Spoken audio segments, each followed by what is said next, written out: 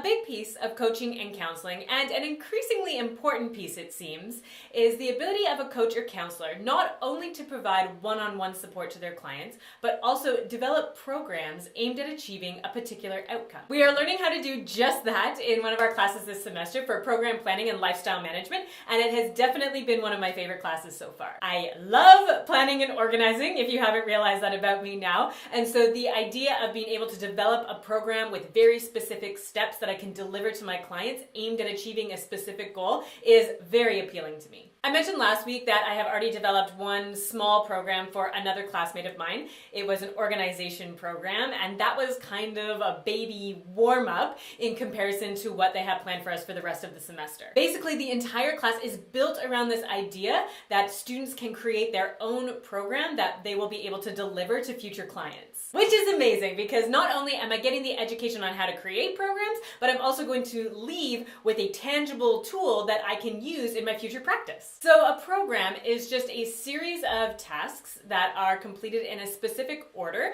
in order to achieve a particular goal. There is a huge variety of programs available across a wide variety of industries today. In fact, each class that I take at Rhodes is a particular program, and even the counseling program that I am enrolled in is a program. You could also do a weight loss program, an exercise program, 8 weeks to a better you program, how to shoot a basketball like Stephen Curry, how to make sushi at home, or do your taxes, or build your own business, create a web page, prepare for a zombie apocalypse. There is an endless number of programs that you can do. You can make a program pretty much about anything, and you can also deliver it in a variety of different formats. It could be online, in person, one-to-one, group setting, a retreat, a workshop, an app. So the past few weeks on Wednesday nights in class, it has been dedicated to developing a program on whatever I want. Though ideally it should be something that I will be able to sell to my future coaching or counseling clients, and something that I have a decent amount of expertise in. Like, I probably shouldn't try to teach people how to shoot a basketball like Stephen Curry because most of my shots don't go in. Also, there already is a program about how to shoot a basketball like Stephen Curry that was designed and administered by Stephen Curry. So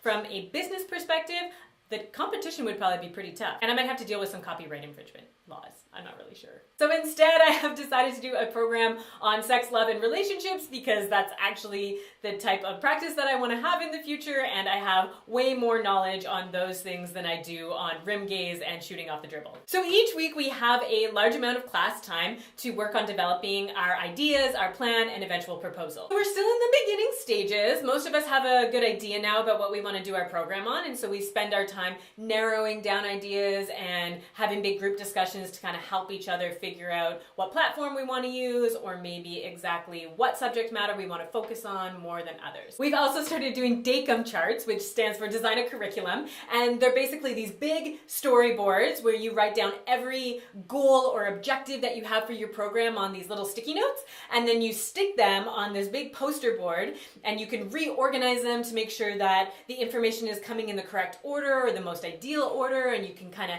take some off if you feel like they don't necessarily fit, and you can just continuously rework your program to try to find the best format for it. So I know the subject matter that I want to work with, but I still feel like I'm kind of straddling two ideas or ways that I could take it. On the one hand, I think I'd like to do something where I'm really working on healing and recovering from sexual abuse. On the other hand, I want to help people who want to clear their blocks and come alive and access their pleasure in order to have the sex life that they've always wanted. Interestingly, both of those ideas would cover a lot of the same subject matter and even a lot of the same tools and techniques I could deliver to each group. But like, have your ideal sex life has a little bit of a different vibe to it than heal your trauma. Also, heal your trauma would probably be better to do in person or in a group setting, and have your ideal sex life could easily be an online program. So I'm still kind of working through it, but I will keep you posted as I go. And if you have any ideas for me or feedback or a program that you would love to see or which one of those you would prefer,